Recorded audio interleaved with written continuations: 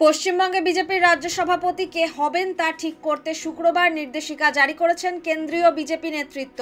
সেই আবহে জল্পনা উস্কে শনিবার সকালেই দিল্লি গিয়েছেন বিরোধী দলনেতা শুভেন্দু অধিকারী। আগামী বছর মার্চ এপ্রিল মে মাস জুড়ে পশ্চিমবঙ্গের বিধানসভায় নির্বাচন হওয়ার কথা। সেই নির্বাচনে বিজেপিকে নেতৃত্ব দেবেন কোন নেতা তা এখনো পর্যন্ত ঠিক হয়নি। বর্তমান রাজ্য সভাপতি সুকান্ত মজুমদার 2024 সালের নির্বাচনে বালুরঘাট লোকসভা থেকে পুনর্নির্বাচিত হয়ে কেন্দ্রীয় শিক্ষা প্রতিমন্ত্রীর দায়িত্ব পেয়েছেন।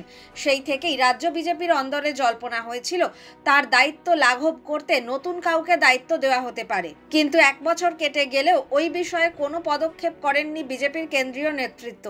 অবশেষে শুক্রবার পশ্চিমবঙ্গের সভাপতি নির্বাচনের দায়িত্বপ্রাপ্ত নেতার নাম ঘোষণা করেছেন বিজেপির শীর্ষ নেতৃত্ব। ঠিক তার পরদিনই শুভেন্দু দিল্লি যাত্রা কৌতূহল এবং জল্পনা তৈরি করেছে রাজ্যের নেতাদের মনে।